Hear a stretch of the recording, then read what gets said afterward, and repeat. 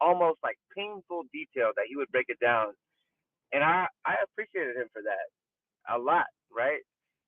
And I see where he's going now, and I'm not hating on that either. Like I understand that he's like a super smart guy. He's probably like what you see. There's probably like some different like what would you call it, like levels to what he's doing, or like some something that you can't really just take on the surface, right? Um, but man, like he's in a very tricky like spot right now, right? Because um, he's trying to invoke like a what's that called? That outrage marketing, but he has a community that's like very disciplined and like like in crypto, there's a lack of morals, right? There's like a lack of like like it's really hard to like find things that are not scam and all these things, right? And at the same time, if you couple that with his outrage marketing, those two things they don't necessarily like merge all nicely, right? And if his whole goal is to attract new eyeballs outside of the Hex community, they're not gonna understand what he's doing on first glance. They're they're probably gonna be highly turned off. So maybe his strategy is like, you know, get their attention and then slowly, uh, lure them into like a Twitter space to where he spits stacks and like he dominates like the NFT guys and he does that or whatever it is. But even then, it's like they're gonna pay attention to the fact that like he demands like you to call him a god. And I get it. Like ego is a good thing to like keep you motivated and like keep you like excelling and all these things or whatever. But there's a ton of people that won't understand that shit, man. They just won't. And he's walking a really tightrope. I'm not saying that he's doing wrong or right. I'm just saying like he's in a very tricky situation. That's all. Well, let's just be real, man. Let's just be real. He ain't no damn god. Hell no. He ain't no. He knows that too. I He think though. shits and He's not eats. actually saying that. He shits and eats. He's chunky. Exactly. He's not. He doesn't mean that, right? He's saying it to get people talking about him. Yeah, He's saying I it agree. to get people jabbering, like we're doing right now. Yeah, for sure. I get it. There's I get no that part. question about it. Yeah. Um, I think that at the baseline, he's saying that within crypto, I am A I am rarity. somebody that you He's should a be paying rarity, right? attention to. He's just saying it in a more controversial way. I get it. Um, Yeah, I get that. and you have I to get that. read between the lines, man, you know? Because Richard True. doesn't have a filter like that. He just doesn't care. He's super smart in what he says and what he does. Now, I'll be honest. I don't like all of it. Yeah. I don't. I don't like when he says, I'm a god. No, you're not, dude. Yeah. I don't like when he says, I raised $27 million for charity. Well, no, you didn't.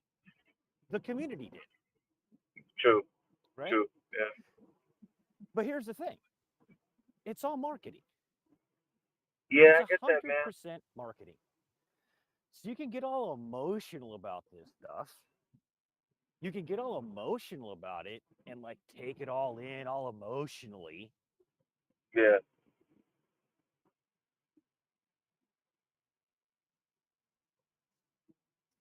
No, I'm just saying, you can take it in emotionally, or you can look at it for Nah, what it I is, mean, I'm right? not. And I mean, like, digest it I for get what it it. is. I understand what he's. I mean, I don't understand everything, but let's just say I understand like 80 to 90% of what he's doing, right? Um, I'm just saying that, like, okay, fine, but I know Richard, right? Like, I know I don't know him. I'm saying I've been following his YouTube streams since like whatever that time, so I at least I understand like where he came from, kind of, and where he's going. But like for somebody that's like brand new, right? Let's say there's like a 20-year-old out there, just got out of college or graduated college, has some disposable income to put into crypto or whatever it is, and the very first impression is that you see a clip of like Richard saying "I'm a god" without any context.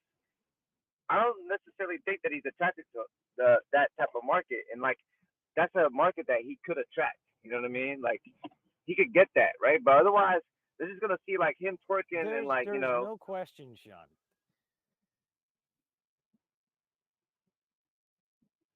That there is no question that Richard does things that turn people off. yeah, No one can argue that point. No, no one can argue that point. It's obvious that he does not care about that point. yeah, he doesn't. You're Right? right. He does not. He does not care about that. You're right about that.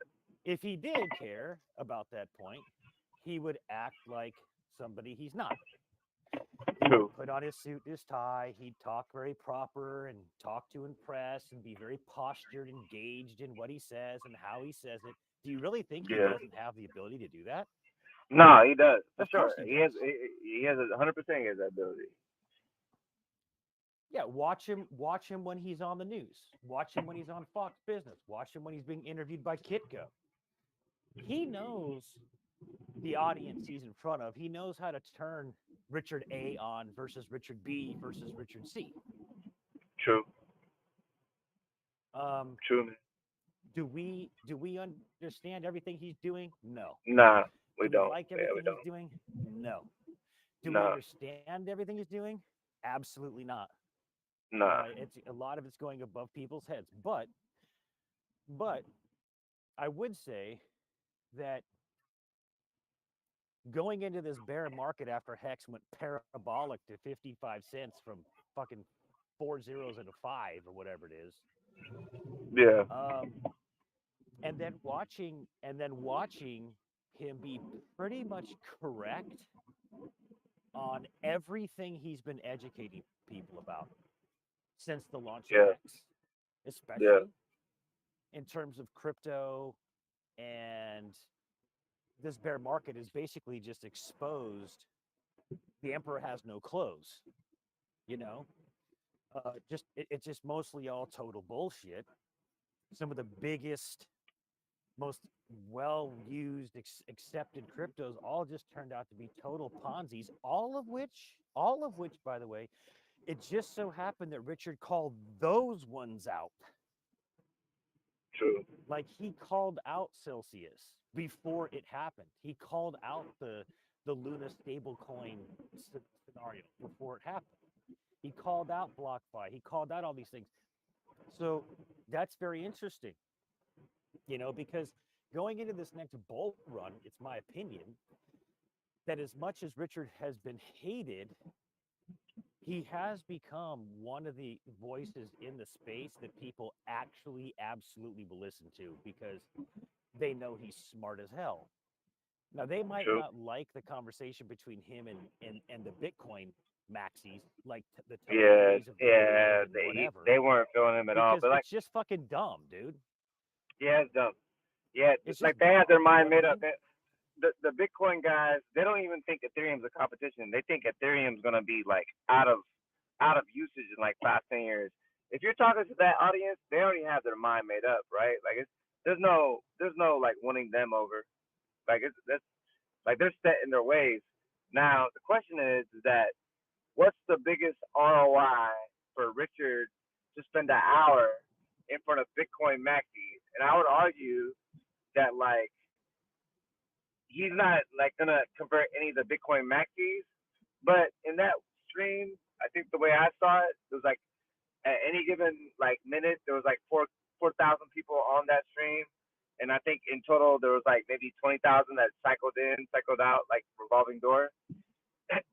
In that case, if you look at it that way, if he even converts like out of that 20,000 that cycled in, cycled out, if he even converts like 1,000, that's like, hey, this guy is actually Yep.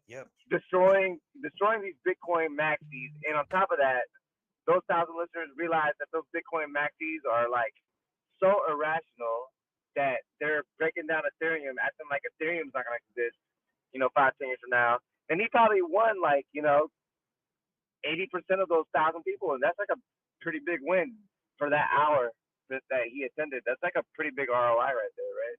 Well, even if it was just 50-50, or 60-40, you're still getting adoption. Yeah, true.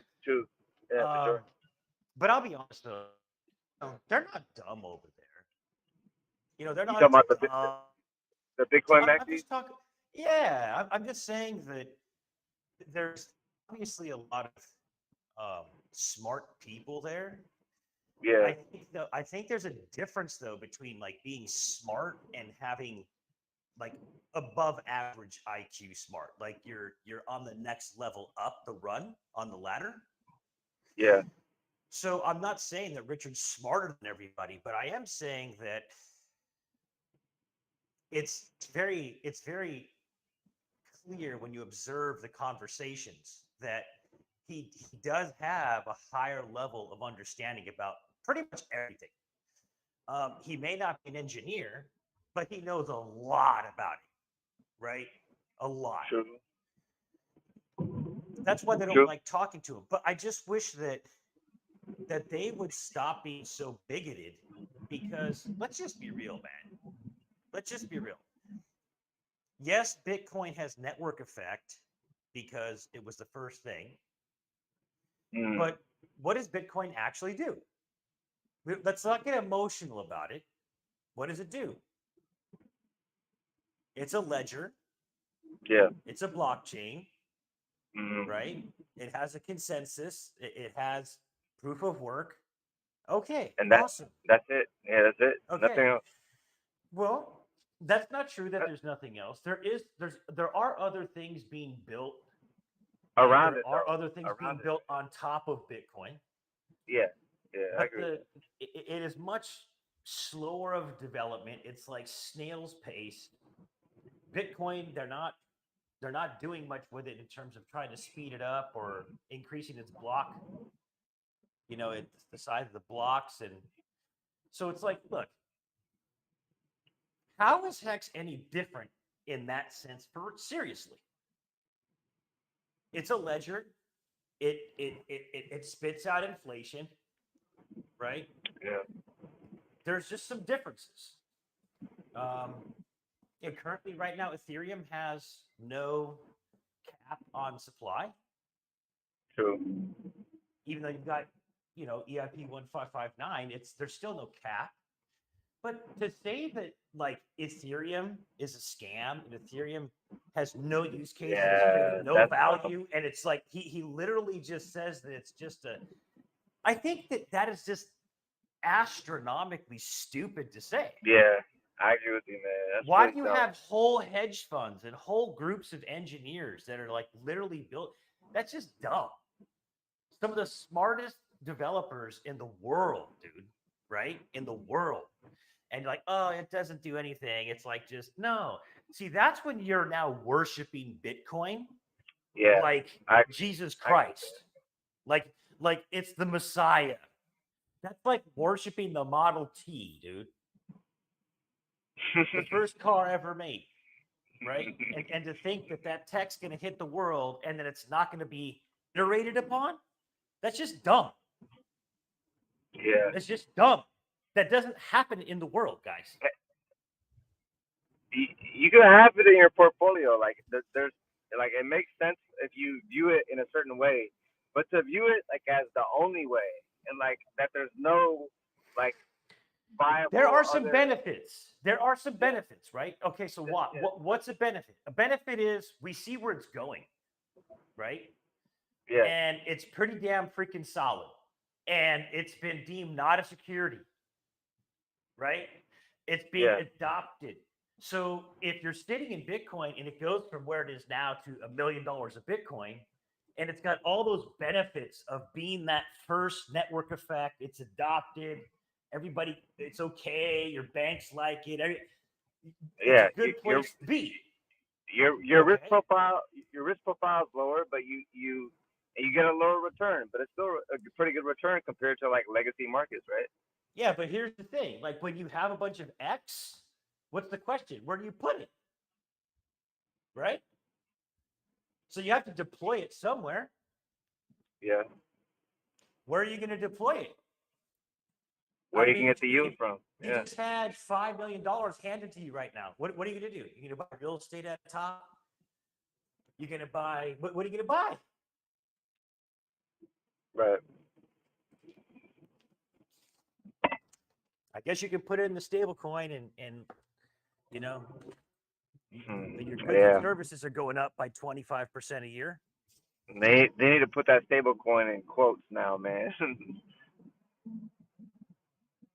The problem with the dollar, man, is that it's going up against everything else, but at the same time, it's getting crushed against tri-tip and gasoline and everything we need to feed our kids and shit. So you have a lot of family members that are struggling.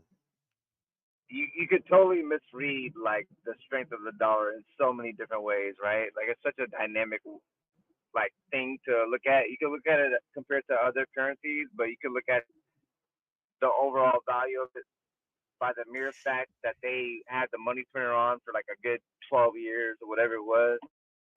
Like, man, it's a mind fuck, man. Let me tell you, they're not going to turn it off.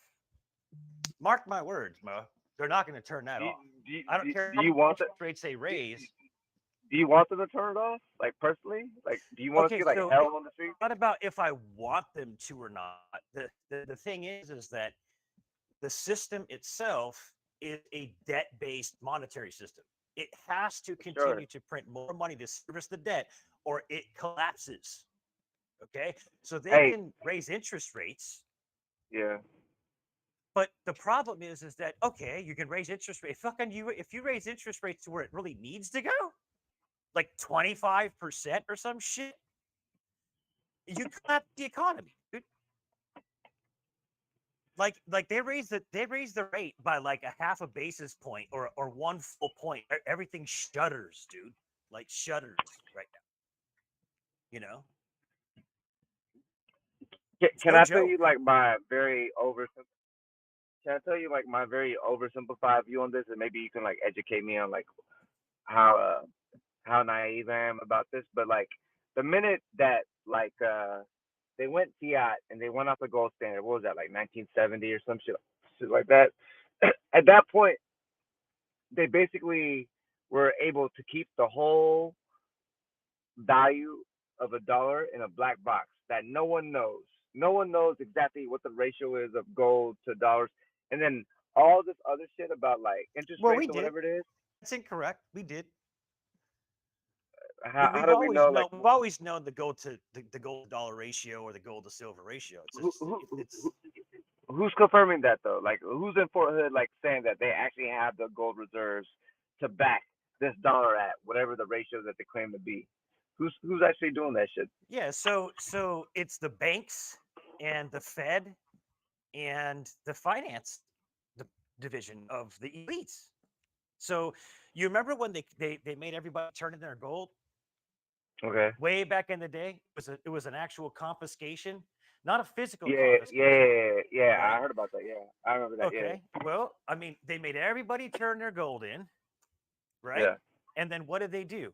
After everybody turned in their gold, they valued the dollar by raising the value of the gold by like 50% overnight. So they made everybody turn in their real money for paper, and then turn that gold and said, okay, gold is now worth $35 an ounce. You turned it in at 15 or 10 or whatever it is. They just destroyed the purchasing power. When did that happen? Was that before 1970 when they went fiat or after? Oh man, I just smoked a nice joint. No worries. No worries. Yeah, so Nixon shock was 71. And so that's when we taken off the gold standard. But the confiscation, I think it was in during the Depression, like 31 or something. Right. Yeah, it was in the 30s, I believe. Yeah, you're right. I think but you're right. I'm just saying, just to that point. Keep going though. No, I mean like ever since I'm not a what's it called? Like I'm not a really good um economist in terms of like understanding like the money supply and then like fiat and all that.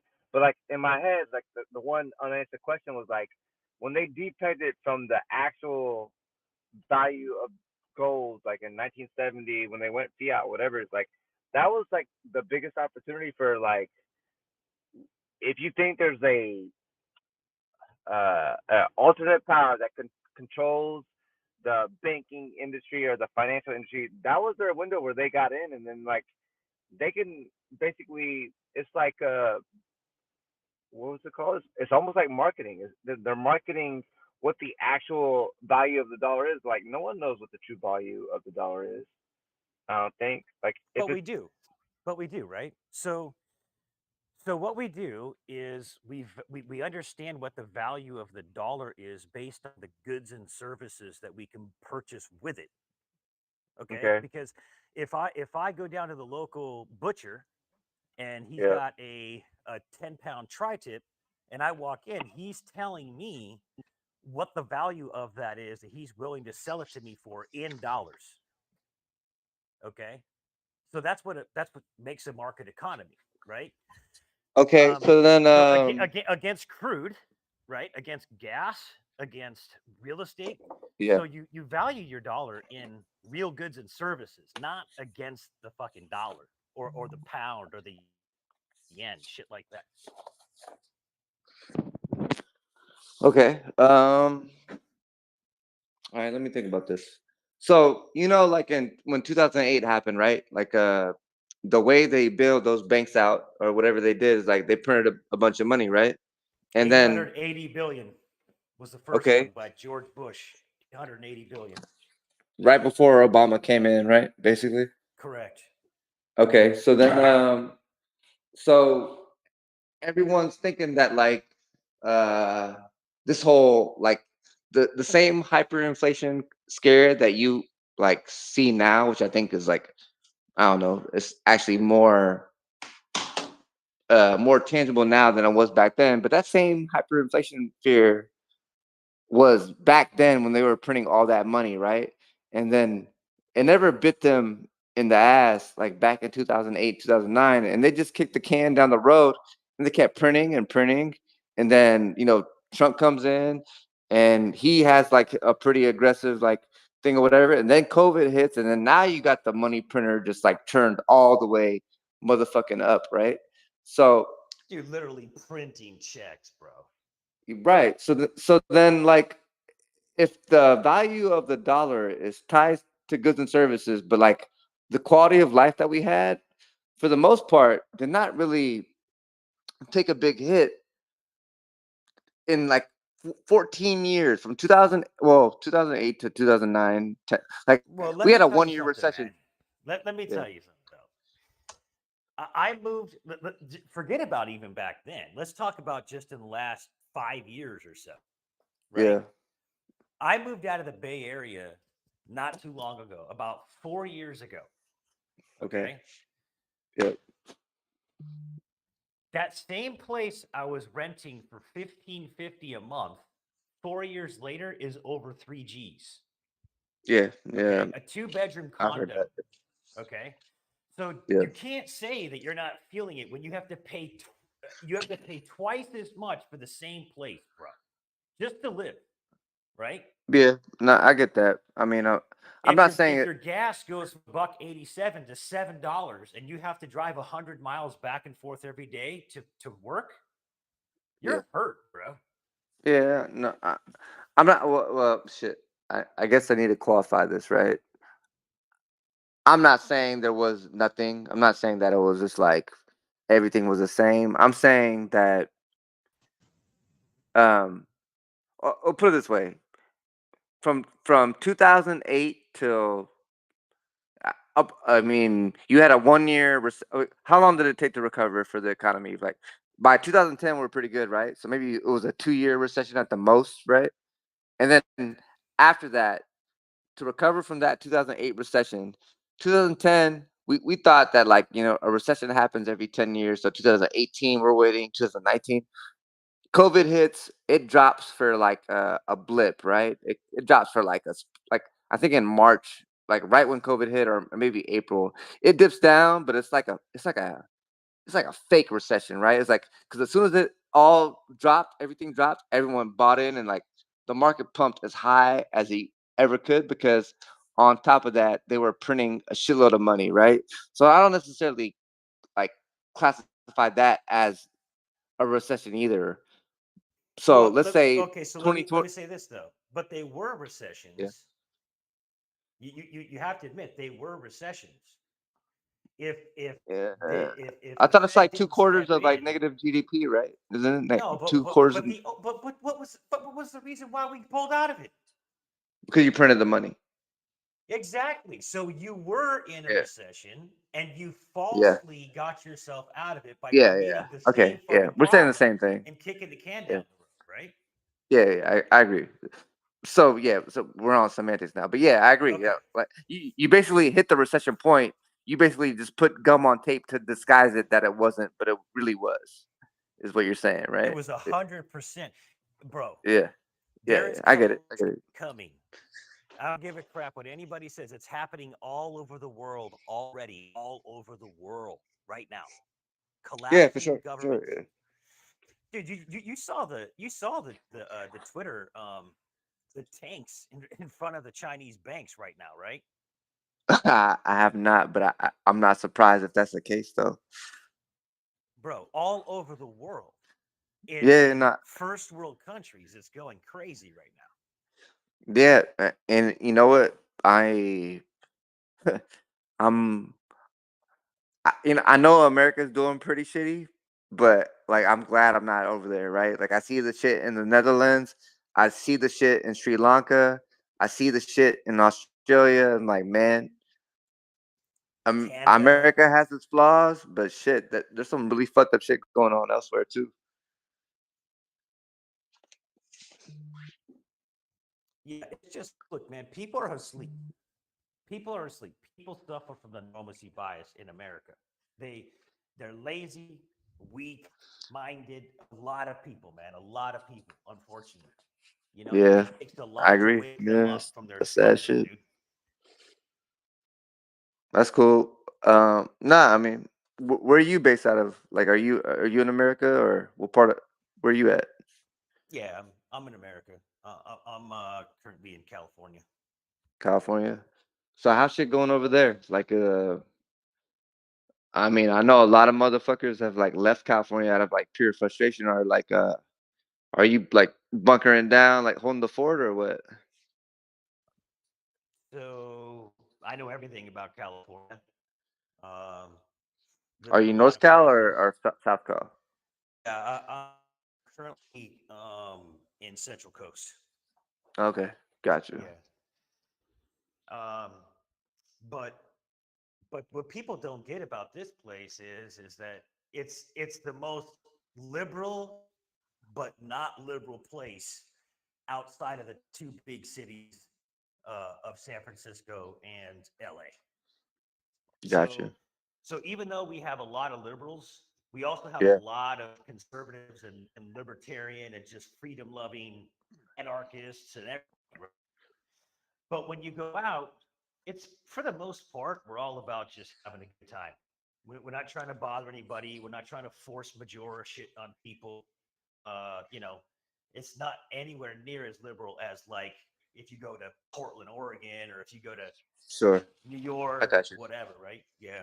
Yeah, yeah, I got you. But obviously, you've got the coast, you got the beaches, you got the beauty, you got the fishing, you got the hills, you got the snowboarding, you got lakes and rivers, you got fucking beautiful women, you got whatever you want, man. So it's just all perspective, dude. Bottom line, the one thing monetarily is the taxes, obviously. You know, Yeah, I get it. the weather is obviously very valuable to people. Well, I tell you what, brother, I'm in Texas, and I know we don't have um state tax or whatever, but like, there's always a different way to look at it, right? Because my property tax is out of its fucking mind, man. Like, That's I 1.85% in Texas. You pay 1.5%. Dog, man, I think I'm at like 2 point. I think I'm at like 2.4 or 2.5, and guess what? Like No. my appraisal is gone from like I tell you, I mean, uh, I know I should keep shit private, but I'll just give you rough numbers, man. Like I bought my house in like 2018 for like 200 like 50,000 some shit like that, right? And right now, like over during COVID and all this shit, like they've like quadrupled it. And like I can't sell this house for that money at all. They just appraised it, and then I have to go into the municipal court, and then I have to dispute it and all this shit. And like I'm lucky if I like get a reasonable number. And so then guess what I have to do? I have to pay that property tax. So I'm all about Texas. What do you mean you can't sell it? You Like can't sell your own property? no, I could sell it, right? But like the city of Austin, or the county that I'm in within Austin, right? It's like it has its own county names, like Travis County or some shit like that, right? So they appraise my place, right? And they can appraise it at whatever number that they see fit. Like they have some sort of methodology, but it's like very vague or unclear as to how they come up with that number, right? So let's say I bought it for 250,000. Let's just say, for argument's sake, that like next year, even though that I bought it for 250, they say that like you know what, your place at right now is Yeah, no, appraised at 500,000. your property tax in Texas is Yeah, around 2%, and it is yeah, constantly moving with the value of the home. So if the price of your home is going exponentially up, so is your tax, right? sure. But like, what I'm saying is that like, even if they appraise it at 500,000, it's not realistic that I could sell it for 500,000. Like I could probably sell for like 450 or 440 or whatever it is. But like, there's very little means for me to dispute. Like unless you live in a condo or like a townhome where like shit's cookie cutter. If you have your own No, house, there's very little room for you to dispute and say that, hey, you shouldn't be getting like taxed at 500, that you need to get taxed at like 400 or 450. I'm telling you, like I've had to deal with it for the past 3 years. I'm paying property tax way more than I should. oh, that's insanity. That is the one thing about Texas is the property taxes, man. But Yeah, property if I tax. was you, I would be getting in contact with an attorney and pay him, $300 for a consultation, and then, just have a couple extra appraisers go out and go to your bank Yeah, or I go to the probably need to get municipal more county and say, hey, look, sophisticated with it. if you're paying astronomical amounts, way more than you could actually pay for the home, I mean, get for the home, then yeah, you're legally not required to pay that if you can prove that the appraisal is less than what they gave you. That's just Yeah, common sense, dude. it's happening.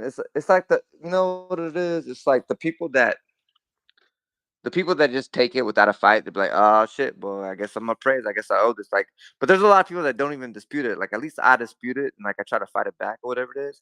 But you're right. Like, I'm not fighting it back hard enough. Well, no, Like, I if probably you should. go and you contact them and you say, hey, look, I got three appraisals from the three top people in the Yeah, you're county. right. Yeah, you're right This for is sure. the average median value. You've got me 40 grand above that. That puts Yeah. me at $450 more a month in property taxes. Like, But you know what, bro? They're counting on people. They're counting on people like not willing to fight back, basically, right? To not lawyer up, to not do all that shit, to not go through the hassle, whatever it is, because I don't even think it would even take a lawyer, dude. I really don't. Like, it shouldn't be that big of a deal. If you go down to the county like assessor office or whatever and you have a conversation with about it, I bet you mm, can get all your information pretty quick. yeah, I mean, there's probably, yeah, I don't know, man. I don't know how much work is actually beyond it, but all that to say, I do know that there's a lot of motherfuckers that are just taking it at face value, and they don't want to fight back, and they're just like, you know what?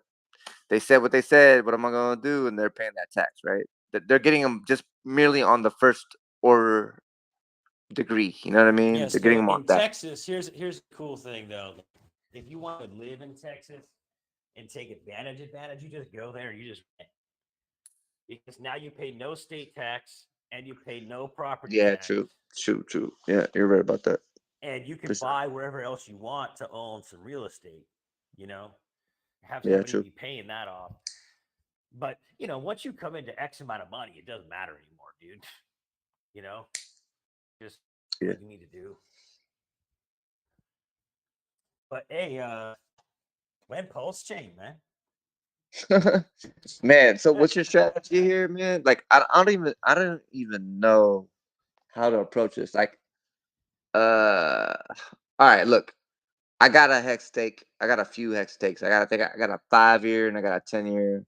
I got one with like I've kind of partnered up with like a few of my homies. We kind of created like a bullshit LLC, and like we put some we put some money in there, but like um I don't necessarily understand like how the game's gonna play out when uh there's EHEX and PHEX, and like I know like the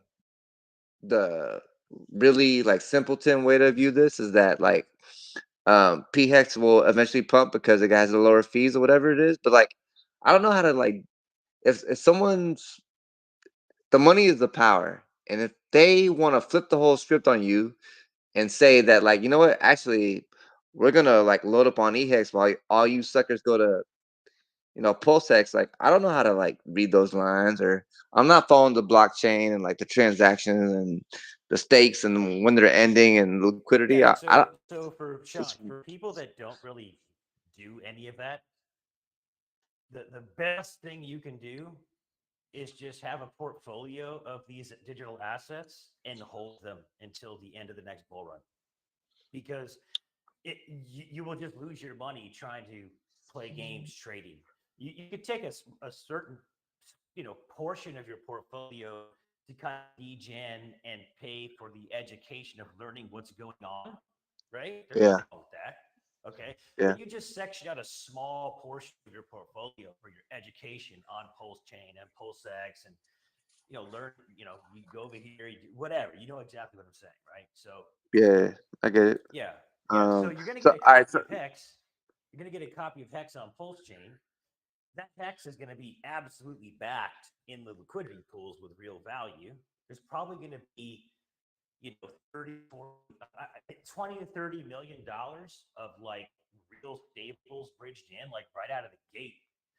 And so you have Hex on Ethereum, which is obviously valuable. mhm, And when you have the copy, you'll have Hex on Pulse, which will be valuable. And if you bond those two things in PulseX and you pair them as a liquidity provider, you're now bonding EHEX with PHEX in a liquidity pair, right? And if there's enough liquidity backing both those things tend to, if you look at what goes on, they tend to find an equilibrium with one another. okay, all right. So You're backing A with B. let me restate what I think you're telling me, and then you let me know if I'm on the right track, right? When this pulse chain gets released, and I got my EHEX, and then my PulseX is gonna show up or whatever it is, are you saying like the best action is to not overthink it, get your whatever your free claim on PulseX, have your EHEX, and just sit back and kind of like let that shit like observe until the next bull market hits? Like no action is kind of like the best action in that scenario. So 100% no action will make you a shit ton of money.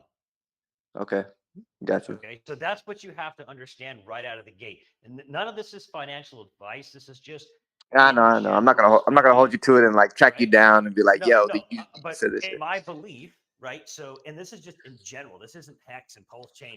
This is just in general.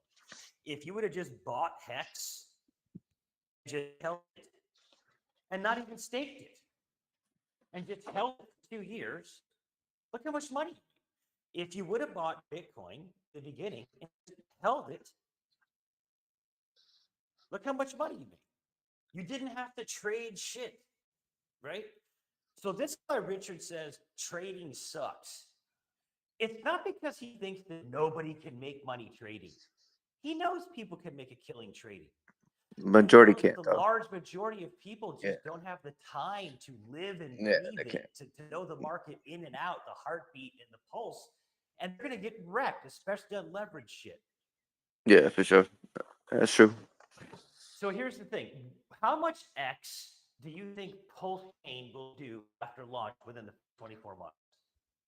24 months. Correct. Um, Man, if I want to bullshit, I'm slowly. I was. I'm a pretty huge Hex fanatic. I think it was like a brilliant like product or whatever it is, and like I know a lot of people are like higher on Pulse Chain than they are Hex, and I'm slowly coming onto that because, well, first of all, when Richard talked about replacing the Ethereum like network and cheaper fees, I thought he's full of shit. I was like, you're you're trying to tackle a mountain that's like way How much above your X? head. How much X, man? How much Um, X? sorry. All right. So if I'm optimistic on Pulse Chain, if it's a smashing hit, shit.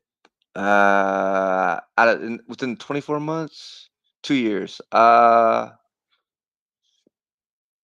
It could do whatever Hex did. It could go like over 10,000 X for sure. Yeah, it could do that if it's a Okay. smashing hit. But I think he has a lot more risk. It could also Okay. have like So yeah. check it out. So the average EVM fork, right?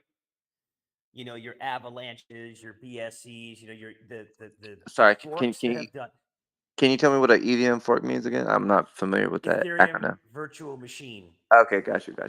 Okay, So it's basically a clone of ETH. You just toggle onto the network, and so the this has same been done address before. Like works. Richard's not the first at it. Like in this attempt, like there's No, other. Richard is not the first to fork Ethereum. No, he Okay, is the got you. first to fork the entire system state of Ethereum. Okay, got you. Okay, so let me give you an example. Avalanche and BSC, when they forked Ethereum, there was nothing on the chain. It was an empty chain. Got it. He's forking the entire system of Ethereum with So he has to all take of a the snapshot. NFTs and all the ERCs. He's forking the entire tree, man. So So, he has to have like a snapshot date then, right? He has to say that on this date everything is transferring over, and then after so that I don't get. technically, what you are talking about in terms of a snapshot, in Yeah, quotes, yeah. it, it's actually it's the fork itself. So Okay, when got when he forked off of Ethereum, that is you. what Yeah, you're talking about is the snapshot. And got it, at that moment, everything you had in your ERC20 wallet, you're going to have a copy of a PRC20 on Pulse. got it. It's just, and then we can go out into the cryptocurrency world and say, hey, everybody that has Ethereum in a non custodial wallet, guess what? You just got all your tokens for free over on Pulse Chain. The Okay, biggest DEX, the biggest, most liquid DEX pretty much out there is PulseX with all kinds of ways to make money. Okay. got it, So, and then on top of that, the practical piece is that a lot of these dev teams will be able to literally just bridge in liquidity and then retool the user interface so that their customers can just use those things that are broken because of the high fees over on Pulsechain. So their protocols are just already there. They're just sitting there. They own the keys, the admin keys that work on Ethereum, they work on Pulse. Right? got it.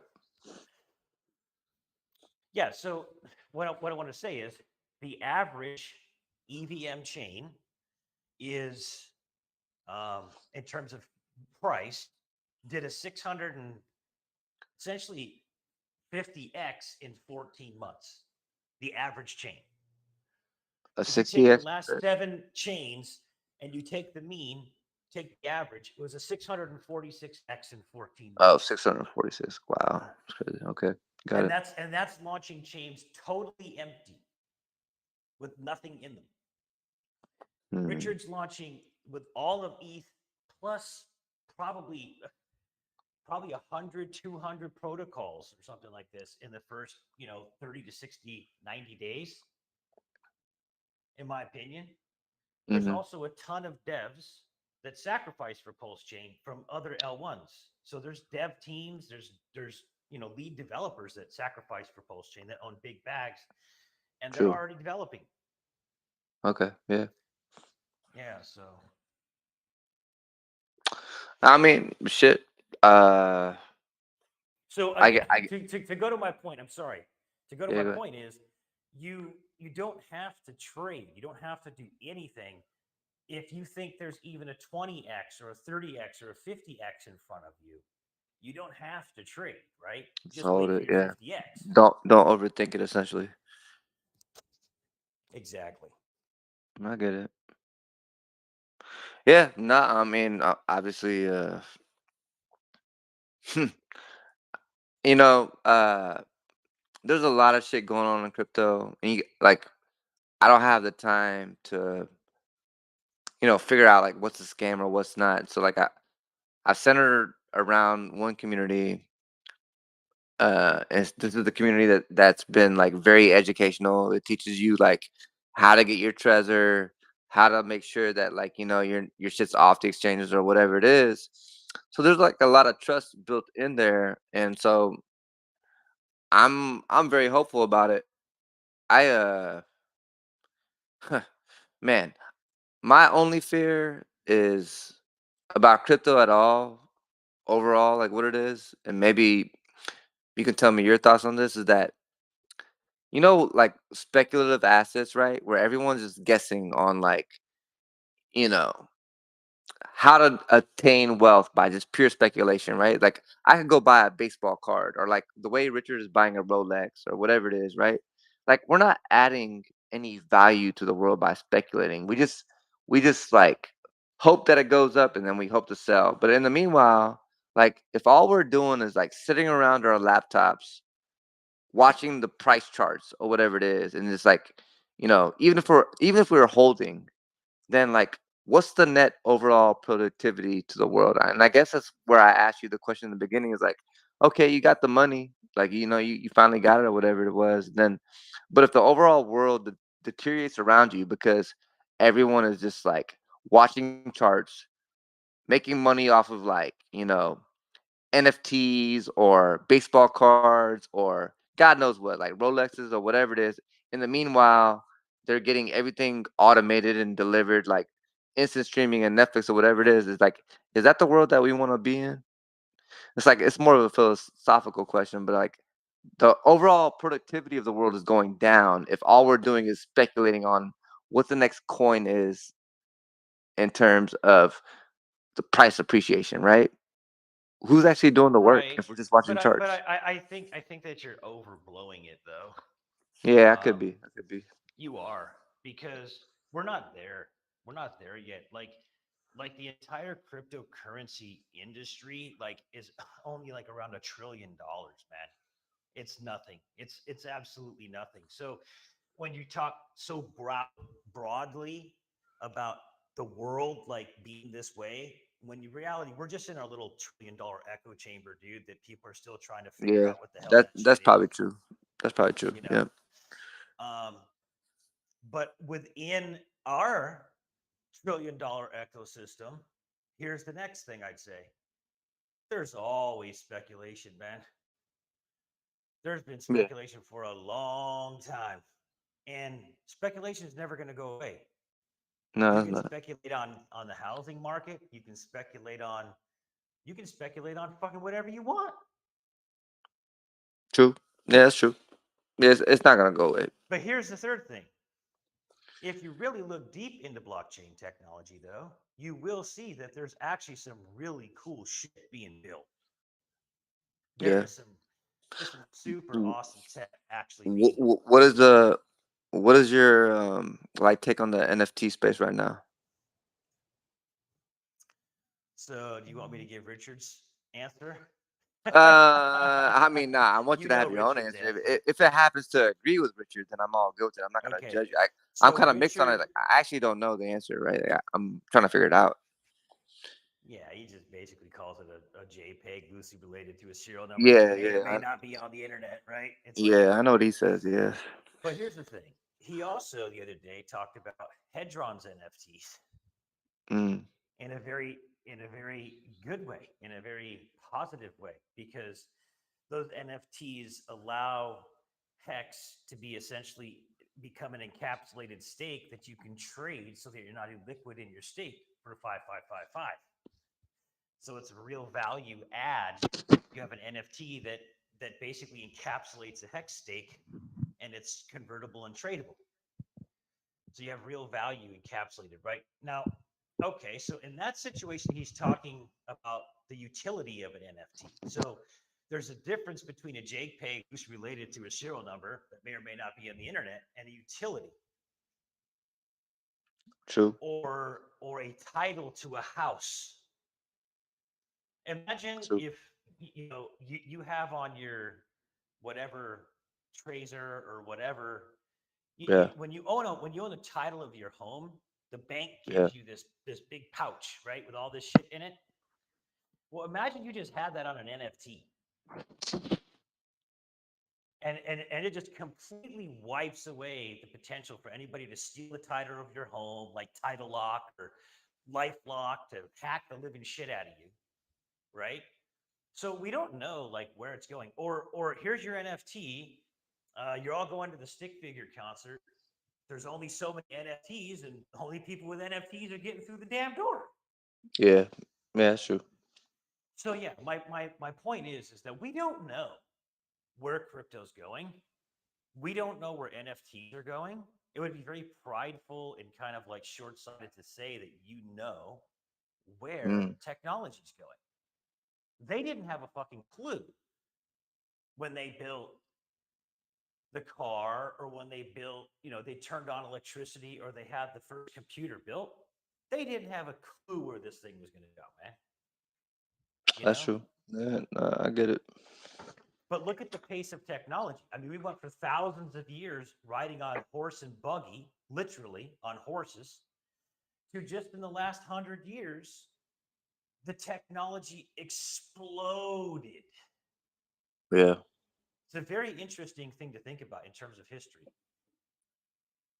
Hey, Mando. Yeah. Nah. Yeah. It's like two. Hey, what's up, Sorry, man? Sean, you go. How are you, Mando? Good. So I heard about nested NFTs. Have you heard about them? About what? Nested NFTs. I don't. I'm not into NFTs, man. So I don't really. I only have a few NFTs, and I'm not into it. I've got 0 NFTs, but what I heard about nested ones sounded pretty cool. So you package up a whole bunch of your crypto, you pop it inside an NFT, and you do whatever you want with it. If you're picking up what I'm putting down. Yes, that's interesting. Yeah. Yeah. So I was just talking about how Richard was talking about the Hedron NFTs the other day. Yep. Good example. And talking, yeah. So it's like he doesn't argue that NFTs can have real utility, but he's all the ones he's always talking bad about are the ones that are the JPEGs, you know.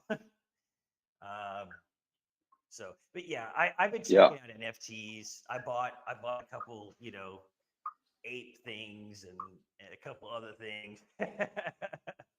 But what happens if you put all your liquid crypto into a nested NFT, put a pretty picture on it?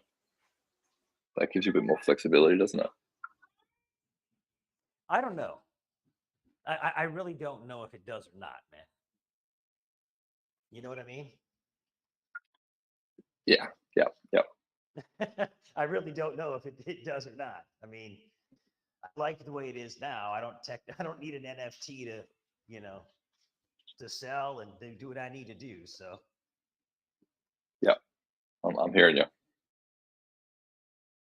I think everybody's like getting too like NFT crazed. It's like one of those bubbles that always pops, and then the actual real cool innovative technology that should be associated to the NFT will remain, and everything else will just be just dumb. It'll just be dead. Yeah, good call.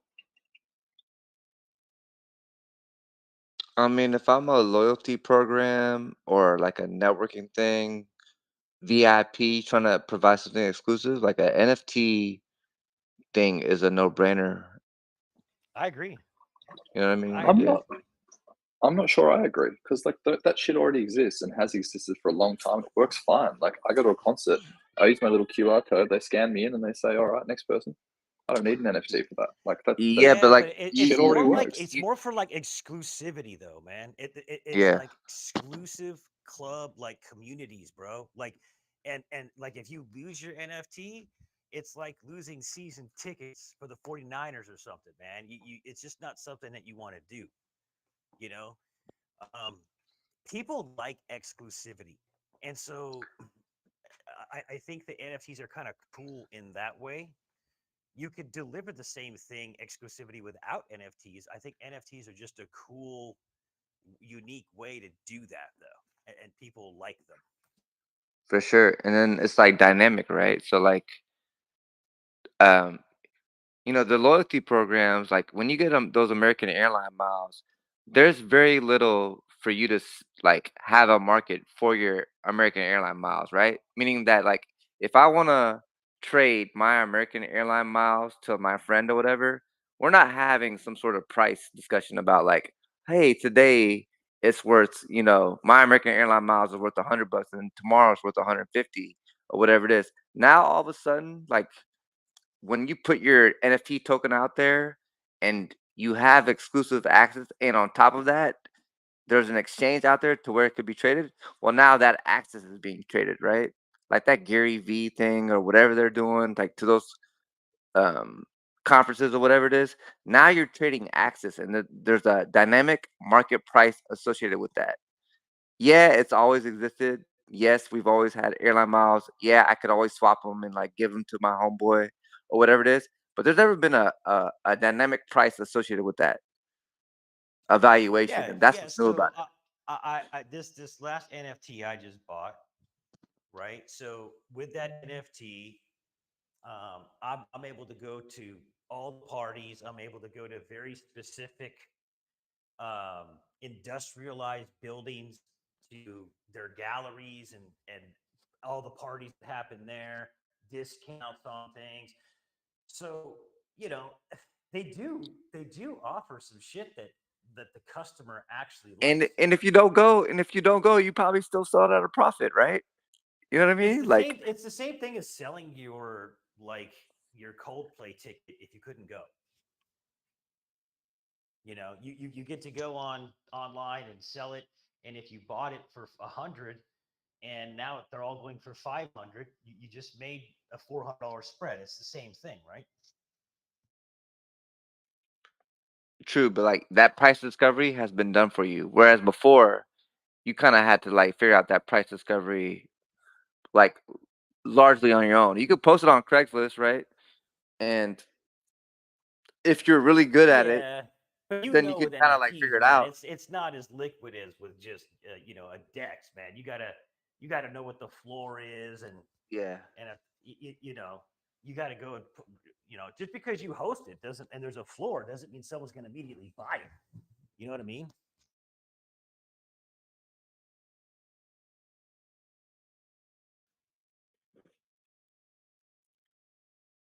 Yeah, it's an interesting space, man. I'm not really immersed in it, but I do see like there's a future there. Well, it's growing. It's a growing space. There's a lot of money in it. You know, I mean, it could absolutely be a bubble, but that doesn't mean like they just go away altogether. So Dot com was a bubble. Dot com didn't go away. You know what I mean? Same thing.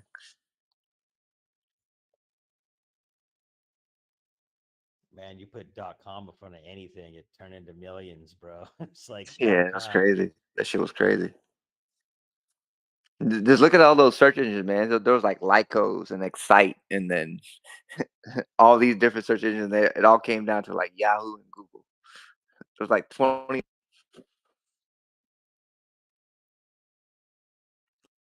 It's crazy. And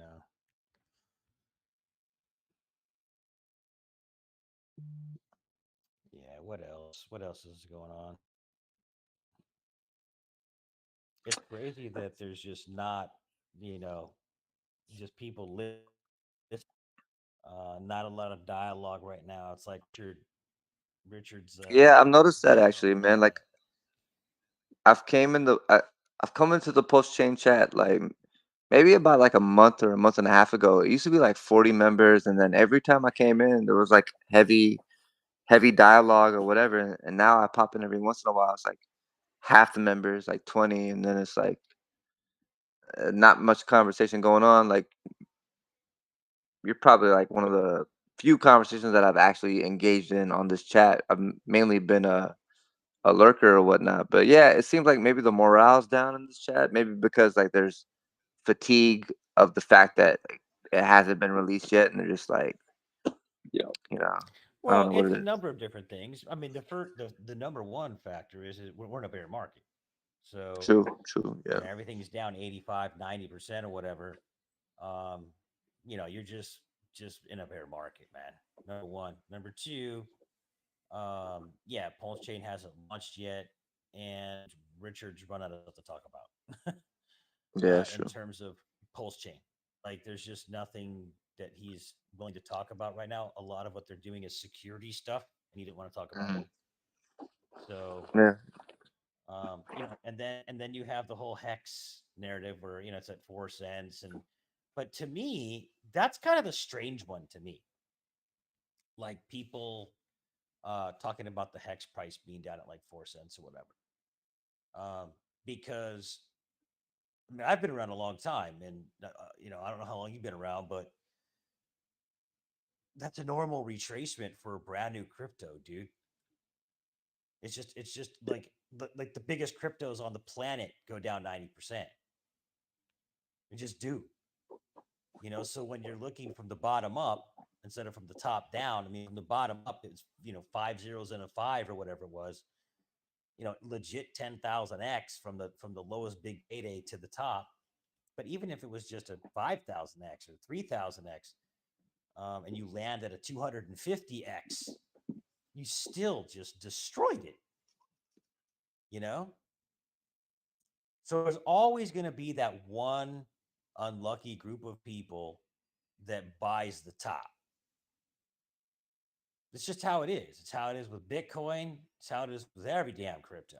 There's that one group that buys the top, and they have to ride it all down into the bear, or they sell it, and take a 25% loss or whatever it is that they're trying to hold on. But that's why it's so important to study cycles to know yeah. where you are in the cycle, man. And the beauty of Hex is if you stake it, it's going to force you to sit through multiple bull and bears, and you're going to get that long-term price appreciation multiplied by your yield, and then you're going to be sitting pretty.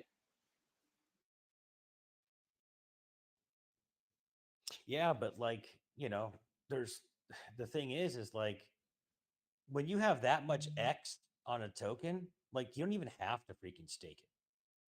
Like literally, you don't even have to stake it. I mean, even Richard says it. Like the staking is just like the cherry on top. It's the X. So, Mandalorian, like, what is your if you, I mean, you don't have to reveal this if it's too close to the vest, or you prefer to keep it close to the vest. Is your portfolio crypto wise, like, are you a 100% hex all in, or do you kind of divvy it up across various crypto assets? Oh yeah, no, I'm no maxi man. I'm no maxi. Okay. I mean, I love Richard Hart, and I'm all in on all Richard Hart products. I'm an Yeah. admin in this chat. I helped raise $690 billion and onboard tons of people. Love Richard Hart, even though he doesn't follow me, and he doesn't follow me anymore because I'm not a maxi. Gotcha. Um, but he did hit me up today and wish me luck with my dad, and you know, love the guy. I mean, he's a great guy. People That's need all. to understand, who Richard really is, man. And he comes off these certain ways, and it is what it is. It is what it is. But yeah, anyway, definitely not a maxi though. I do own other things. And I'm not the guy that, never trade, never trade. I'm not that guy. Like, I can trade my ass off. Um, but I choose not to trade at certain times in the market because it's much better when you're in a bear than when you're in a, in a bull than when you're in a bear. Mm, There's no question about it. The momentum, if you remember back like in the last bull, you remember like yeah, with Crypto and BitBoy were all showing off their Bybit accounts and they're just using leverage and like just yeah, killing it. yeah, yeah, Why were yeah. they killing it? Why were they killing it? Okay. It's a Because bull, it was just going straight up. it's a bull market. That's right. Yeah. And it's like it's so easy to do, like in within reason, right? And then what happened when we hit the bear? He got wrecked. Yeah. And then he was like tried to recoup live and then wrecked again. And it's like, oh, I just lost like 3 million and I just lost 1 million. It's like, yeah, you don't see him doing those Bybit videos anymore. Do you think that this bear market is gonna be very similar to bear markets in the past, or this one's kind of unique? So I gauge everything off of Bitcoin happenings. I Okay, don't care about the market. I don't care about the noise. I don't care about any of this shit. To me, it's all bullshit. okay. Okay. So, I but care about the the coin whole like happening. Fed printing during COVID, like the most ever, like that doesn't have a. You still will still look at the Bitcoin happening over that. Absolutely. Oh, 100%. okay. Yes. And I also don't believe that, I also do believe that the Fed is going to absolutely print more money Yeah. and give more money out 100%. 100%. I don't think Okay. there's anybody that would say that they're not going to do that. They're raising Um. interest rates. They're raising interest rates, but I'm going to Okay. guarantee you, man, just I don't know when it'll be, but they're definitely going to be turning the money printers back on. Yeah, they will. I Yeah. Okay. So I don't think there's anyone disputing that either, right? But it's like I guess this is a whole. It's all about timing, right? So how quickly and how high they're gonna raise the interest rates, right? So basically, for how long do you have to deal with that before they turn the money printer back on? Is the question, right?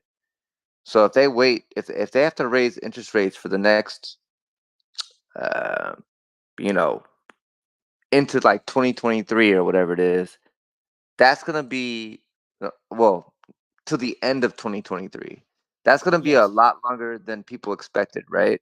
And then it's gonna weigh, and then No, the I don't. yeah I don't agree with that. I don't agree with that.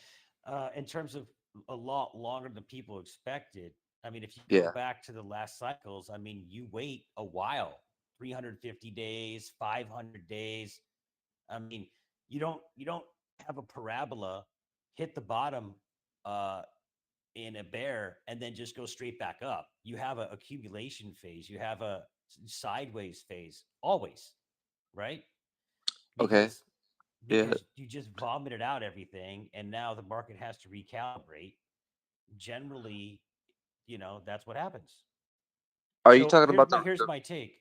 Here's my yeah take. Between now and the Bitcoin happening, okay, it could go up, it could go down, it could do whatever it's going to do, right?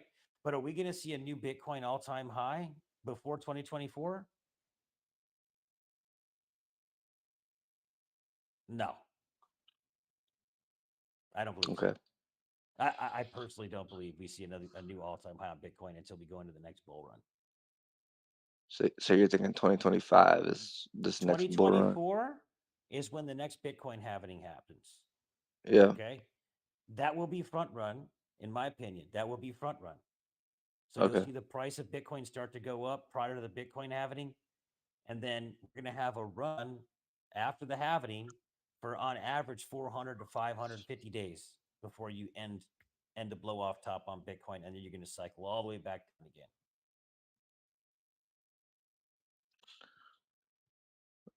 Hmm. 2024, the halving happens. It's gonna get front run, and then on top of that, you're saying that that lasts for a maximum of 400 to 500 days. Did I hear that right? That's correct. That's what I believe. Okay, gotcha. All right, yeah, that's interesting, man. I have no idea, obviously, but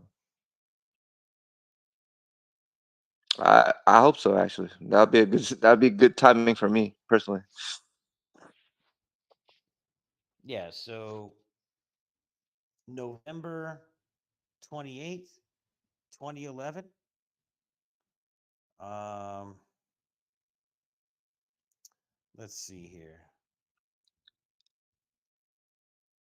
Yeah. So you had. Well, I don't want to go into all that. That's just too damn much. But yeah, bottom line, if you just study the cycles, you'll see that there's an X amount of time after the halving that it goes up on average. Okay, yeah, I need to take a deeper look at that, man. I was definitely paying attention a lot more to this, I guess, this Fed money printer interest rate approach, and yeah, we'll see how they do. I don't know, but I definitely have not factored in the Bitcoin halving as much as I should have. Richard talks about it all the time. As a matter of fact, he talked about it on that Spaces at the very end, where he mentioned the halvening. Mm.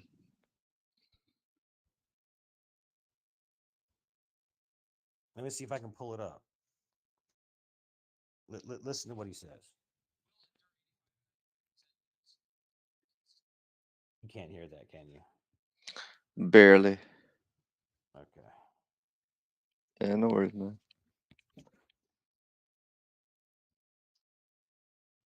Yeah, he had a nice little exit on that Spaces. Yeah, I saw that, man. Yeah, he dominated them in that space for sure.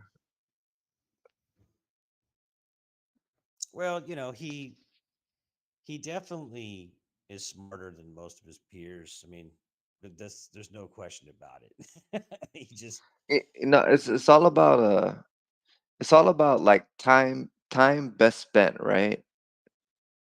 And I think I probably I might be repeating myself, but I just didn't know that all that energy towards a bunch of Bitcoin maxis that they ain't gonna change their mind, man. Like they set in their ways. You could dominate them in the argument. You could expose them logically, but they're just not gonna change. So like, yeah. Why would they change though? Like yeah, they haven't changed this far. if you have everything in Bitcoin, right? Like, why would you? Oh yeah, let's all just love Hex now and blow up our Bitcoin bags. Uh, Yeah, I don't know. I mean, maybe because like of all the points that Richard says, right? Like if they're true techies, right? Like those guys on that call, like they were like serious. Like the only debate that they had against Richard was the guy I was like, I'm a comp sci degree from whatever MIT is like any computer science guy would disagree with you, whatever. It's if you're that that's a guy. real easy thing to say though, man. Like I know, I I get it. don't.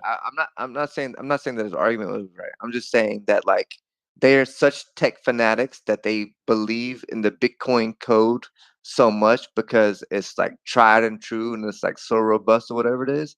Like that's the way that you can get tunnel vision and believe in one technology and become a Bitcoin maxi. And you won't look at like Ethereum that has all the smart contracts and the innovation and like the creative side of it. And you like to your question about like why would you like leave Bitcoin or why would you not leave Bitcoin is because you have that tunnel vision that they have. they actually think So that like that's the here's the other supreme thing. code. Here's the thing, right? Like, look at Litecoin, Mm, right? It's a fork of Bitcoin, yeah, right? It's true. literally the exact same thing.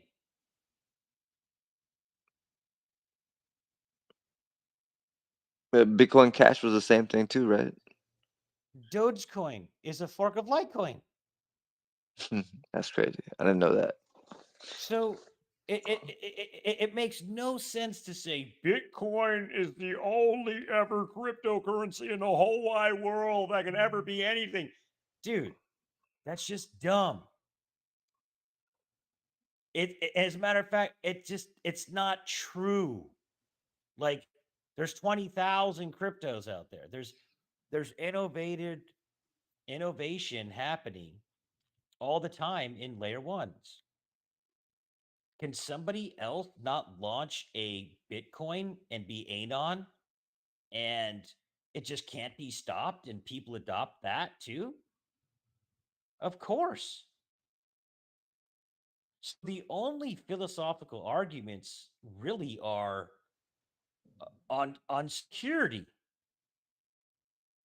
and whether or not you're blowing up the environment or not. Mm, Like yeah. like these are dumb arguments, dude. Like, yeah, we don't want to blow up the environment. I honestly, I don't even believe in that shit anyway. And I think on both sides, it's pretty damn cool.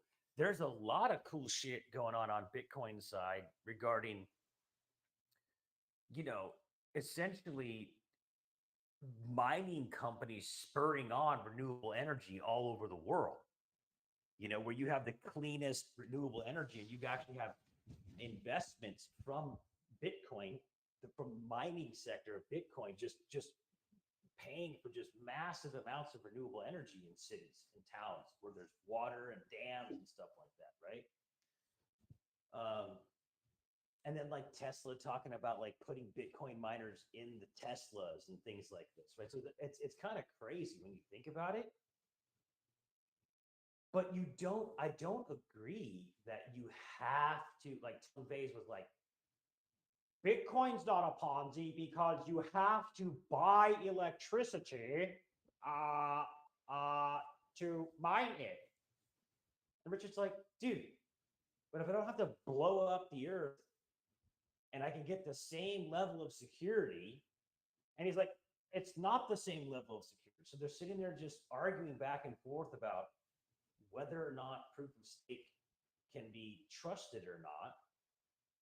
And then Richard goes back and says, but you already had an inflation bug one in 2010, and you had an inflation bug in 2019, the Bitcoin Cash developer, and it just goes back and forth. And it's like, guys, like, you're never. It's like a Christian trying to tell a Muslim, or a Muslim trying to tell a Christian. It ain't gonna happen, dude.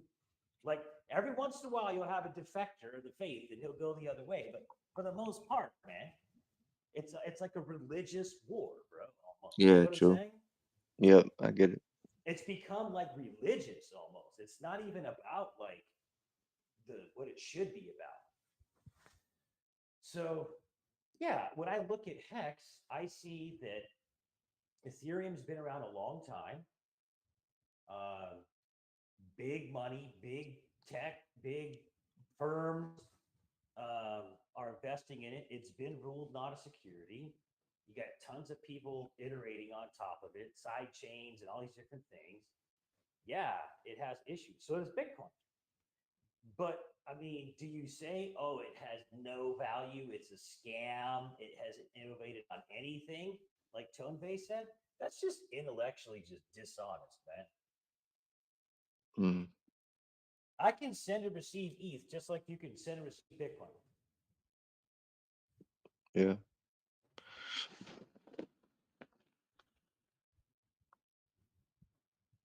So, yeah, but I do think, though, that to go back to your question, the most important thing of the night, you don't have to do anything to make money in crypto except for buy it and hold it.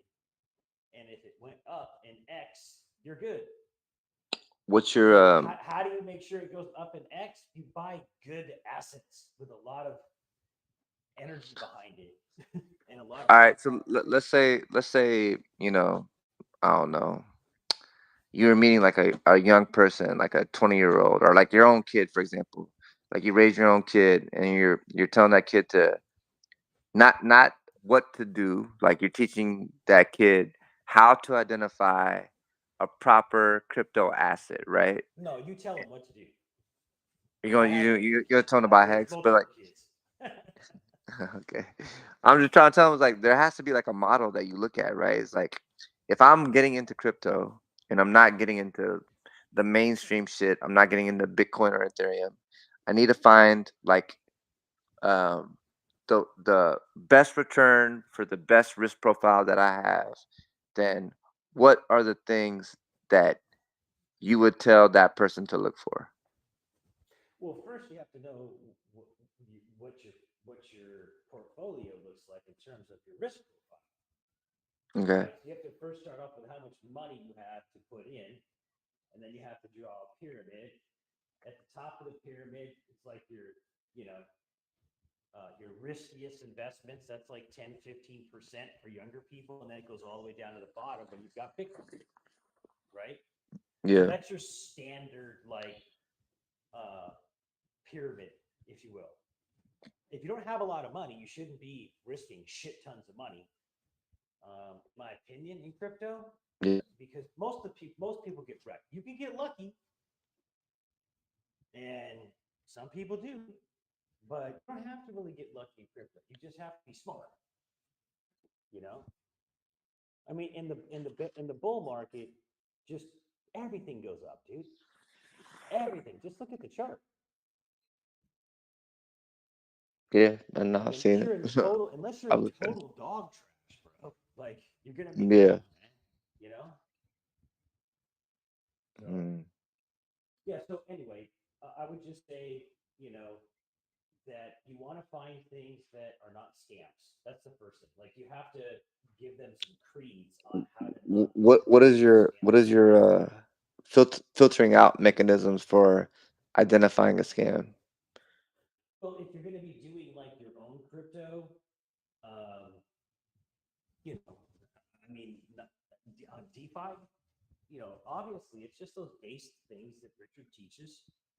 Uh, not your keys, not your crypto, um, no admin keys, right? No admin Mm, keys, no counterparty risk, or the least amount of counterparty risk that you can get. If a company is saying that they're going to pay you yield if you give them your tokens, you're crazy. You're fucking crazy. You're going to lose all your money. Um, so those things that you can do that to put yourself here's the biggest part. I honestly, personally, I don't care about interest as much as I care about X on the token. okay. Yeah, that's fair. Period. I, I'm the same way actually. Yeah. I don't really care about the interest as much as people. And I unstaked. A lot of them are staked, Mm, and so rewards is the bomb, especially when you can just start living off of them. You know, yeah. but it's so much more powerful if you buy a token for a cent and it goes to $1 and you've been getting the interest. Got it. Okay, there's no comparison, dude. As opposed to if you bought it for a cent and a year later it was 2 cents or 5 cents, you got 2x or whatever. Um, that's nowhere near just that initial investment of buying it and letting the token go up an X. But the nice thing about Hex is that for the masses, right?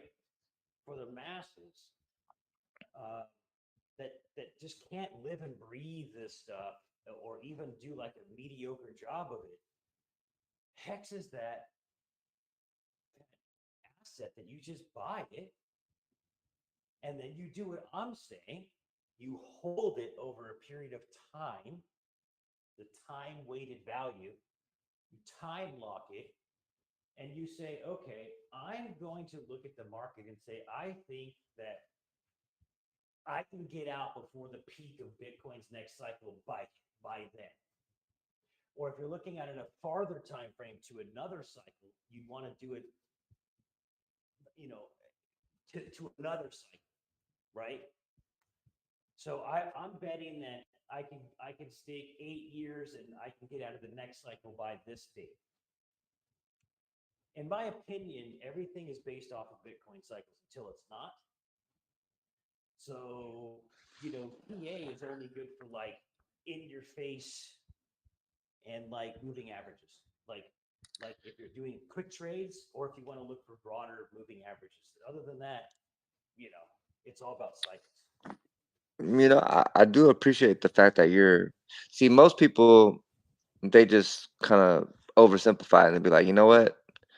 Be a long-term holder and then hold that shit as long as you can or whatever. But no one really talks about the end game, right? Like, what's the right way to take profit? And then, you know, like I mean, you're not gonna hold it forever, right? So there is a take profit like strategy that you have to have in place. You have to have an exit strategy.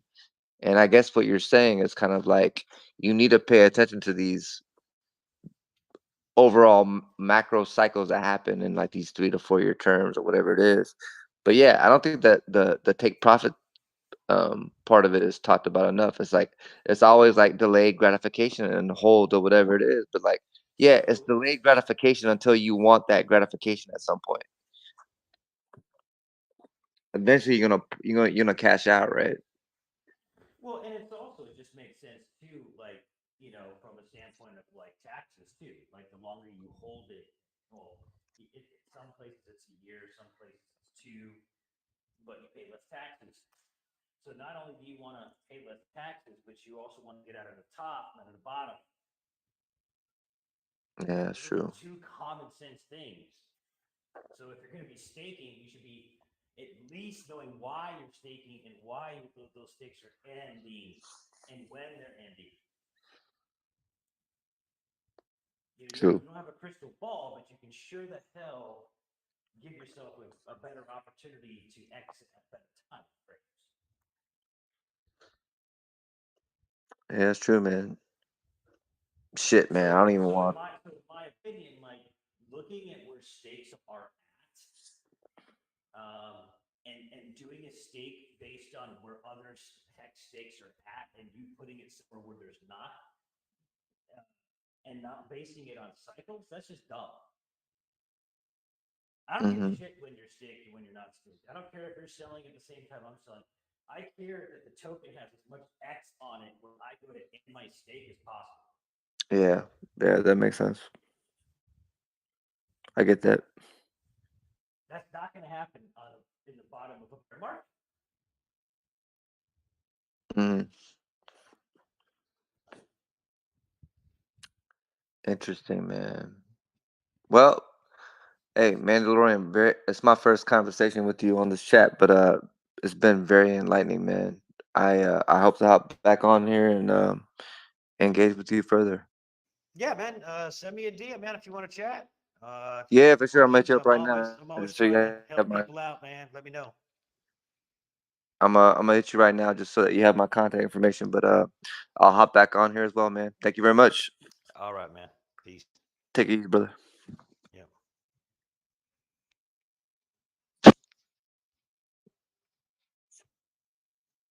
Heck is a scam.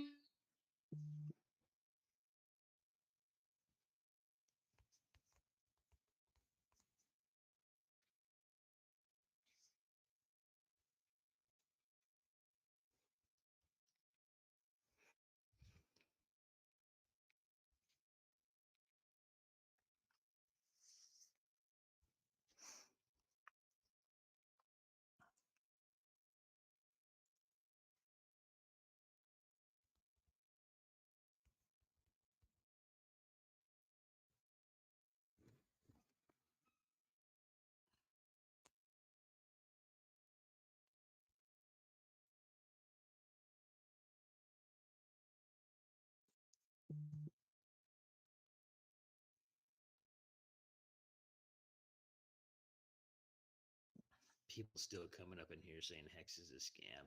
So funny.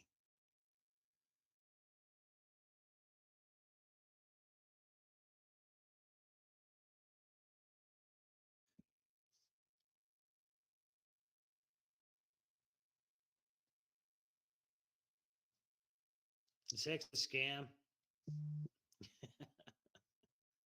Hex is a scam.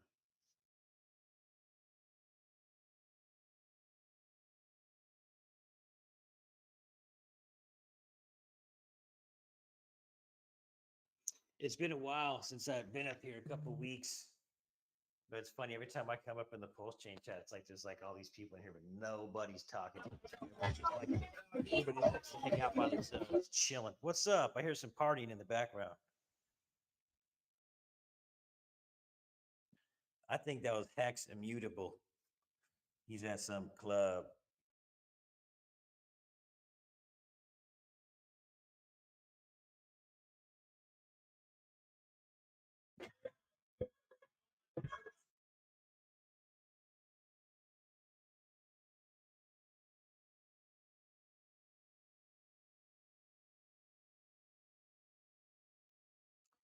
All right, everybody have a good night.